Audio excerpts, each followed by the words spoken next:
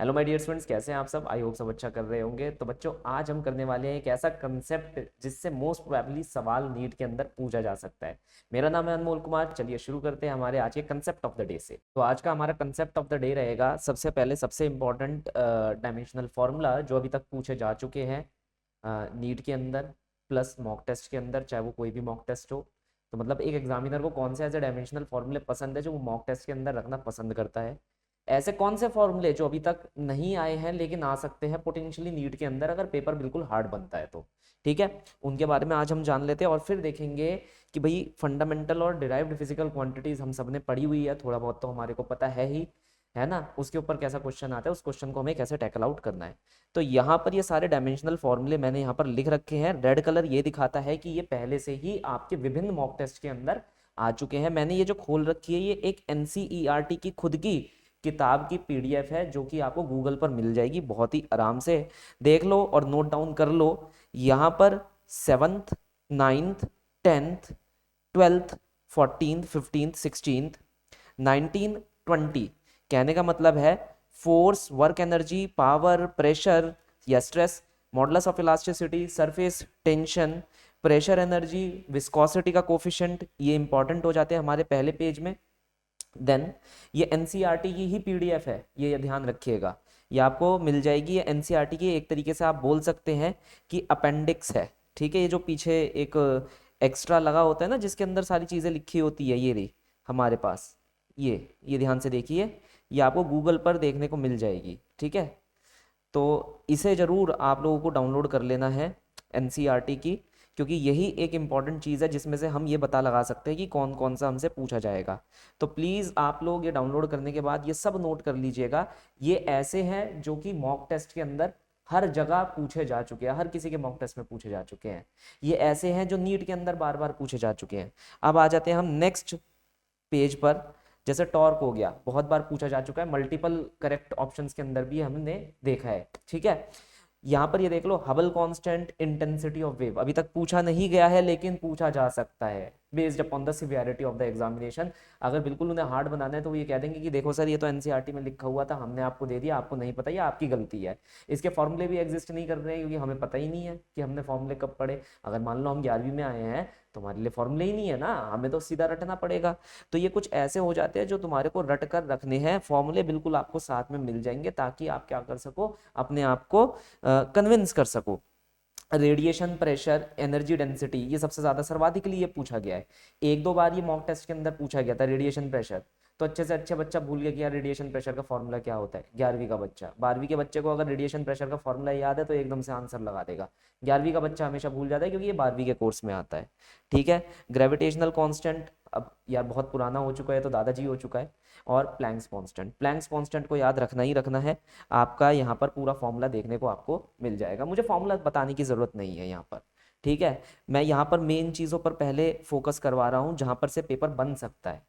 Specific heat capacity बहुत ही कम पूछी गई है या पूछी ही नहीं गई है, यहाँ पर से क्वेश्चन आ सकता है डायरेक्टली, वो इसका डायमेंशन आपसे पूछ सकता है। Thermal conductivity, bulk modulus, Stefan constant, Wien's constant, Boltzmann constant, universal gas constant, current density, resistance और कैपेसिटेंस। इन सब में अगर मैं सबसे इंपॉर्टेंट बोलूंगा तो कैपेसिटेंस, रेजिस्टेंस सबसे ज्यादा इंपॉर्टेंट हो जाते हैं। चार्ज देखो इतना ज्यादा इंपॉर्टेंट नहीं है, तुम्हें भी पता है मुझे भी पता है कि चार्ज को आराम से डिराइव करा जा सकता है based upon the formula itself. Current density, ये एक पोटेंशियल मॉक टेस्ट का सबसे फेवरेट क्वेश्चन बनकर रह जाता है क्योंकि हर कोई जानता है कि भैया करंट कितना होगा, तो उससे बच्चे से पूछना होता है भाई बता दे करंट डेंसिटी कितनी होगी, क्योंकि 10th क्लास से पढ़ते आ रहे हैं तो एटलीस्ट इतना तो पता होना ही चाहिए हमारे को। ठीक है, इलेक्ट्रिकल फील्ड, अगर पेपर मॉडरेटली हार्ड बनता है तो इलेक्ट्रिकल फील्ड के बारे में पूछा जाता है और इलेक्ट्रिक फ्लक्स के बारे में भी। इलेक्ट्रिक फ्लक्स हो गया, मैग्नेटिक फ्लक्स हो गया, दो चीजें तो आपको ध्यान में रखनी है। ऐसी ही इलेक्ट्रिकल परमिटिविटी ऑफ एयर आपको ध्यान में रखनी है, मैग्नेटिक परमिटिविटी और वो मैग्नेटिक परमिएबिलिटी ऑफ एयर भी आपको ध्यान में रखनी है। तो ये बहुत ही ज्यादा हमारे लिए क्या हो जाता है, इंपॉर्टेंट हो जाता है। इलेक्ट्रिकल डाइपोल मोमेंट, बहुत ही आसान इसका फॉर्मूला होता है। 12वीं का बच्चा तो याद रख लेता है लेकिन 11वीं के बच्चे को थोड़ी सी प्रॉब्लम होती है। पूछा तो नहीं गया है लेकिन पोटेंशियली पूछा जा सकता है क्योंकि इजी फॉर्मूला है। मैग्नेटिक फ्लक्स मैं बता चुका हूँ। इंडक्टेंस के बारे में आपको ध्यान रखना है। अब ये ज्यादातर पूछा जाने लग गया है on the contrary against the resistance itself, क्योंकि रेजिस्टेंस का फॉर्मूला सबने याद रख लिया है। ठीक है, तो अब लोग ये इंडक्टेंस का फॉर्मूला पूछने लग गए हैं। मैग्नेटिक डाइपोल मोमेंट और परमिटिविटी कांस्टेंट आ गया आपका, फ्री स्पेस का परमिएबिलिटी आ गई आपकी फ्री स्पेस की रिफ्रैक्टिव इंडेक्स हो गया, और आपका क्या हो गया, ये रेडियंट फ्लक्स वगैरह, ये सारी, ये जितना भी पार्ट है बहुत ही इंपॉर्टेंट पार्ट हो जाता है हमारे लिए। देन फिर हम आ जाते हैं हमारे क्वालिटी फैक्टर के ऊपर। एसी का पार्ट है ये, इतना ज़्यादा नहीं पूछा जाता, लेकिन फिर भी आपको फॉर्मूला सहित याद रखना है, ये पूछा जा सकता है, इसके अंदर पोटेंशियल है पूछा जाने की, ठीक है। पावर ऑफ अ लेंस एक बार पूछ लिया गया है हमारे पास। फ्लूइड फ्लो रेट, ये भी, ये नॉर्मल से फॉर्मूले जो जनरली हमारे को पता होने चाहिए, इसलिए ये हर मॉक टेस्ट के अंदर और नीट के अंदर देखने को हमें मिल जाते हैं। तो ये तो हो गए वो फॉर्मूले जो एक्चुअली हमारे को ज़रूरत है पढ़ने की, ठीक है। अब मेन चीज़ पर हम वापस आ जाते हैं, फॉर्मूलों को हमने देख लिया। अब हम यहाँ पर देखेंगे कि बेसिक से कैसा क्वेश्चन हमारे से पूछा जा सकता है।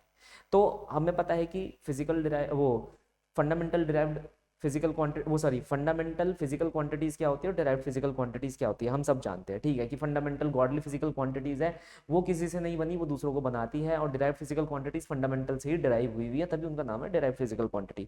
अब हमने सारे के सारे डायमेंशन भी रट लिए, लेकिन फिर वही बात हो जाती है, ऐसे क्वेश्चन आते हैं और चीज़ों को गुड़ गोबर कर देते हैं। क्वेश्चन क्या कह रहा है हमसे, कह रहा है कि अगर एनर्जी ई है, वेलोसिटी वी है, टाइम टी है, और उन्हें ही हमने फंडामेंटल चूज कर लिया, जबकि अभी अभी हमने पढ़ा है कि यार एनर्जी, वेलोसिटी और हमारे पास टाइम में एनर्जी और वेलोसिटी डिराइव्ड हो जाती है, और टाइम क्या हो जाता है हमारे पास, फंडामेंटल हो जाता है।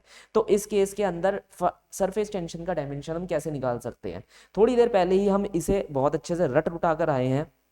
यहाँ पर मैंने बताया भी था कि भाई देख लो, यहाँ पर से सरफेस टेंशन का जो हमारे पास फॉर्मूला होता है वो इतना होता है ना। अब हमने फॉर्मूला रट भी लिया, लेकिन उस रटने का फायदा ही क्या हुआ जब वो हमसे पूछा ही नहीं गया। तो ये क्लास ऑफ क्वेश्चन बहुत ही आसान होते हैं करने, इसकी एक बेसिक ट्रिक है जो आप निपटा सकते हैं इस क्वेश्चन को। ट्रिक नोट डाउन कर लीजिएगा। सबसे पहली बात है, सरफेस टेंशन का डायमेंशनल फॉर्मूला आपको पता होना चाहिए, ठीक है। सरफेस टेंशन क्या होती है, फोर्स पर यूनिट लेंथ, अगर नहीं पता तो यहाँ पर देख लीजिए। तो हमारे पास फोर्स का फॉर्मूला क्या हो जाता है, हमारे पास फोर्स का फॉर्मूला हो जाता है ml_t-2, और नीचे हो गई हमारे पास लेंथ l, तो ये हो जाएगा mt-2, as simple as that.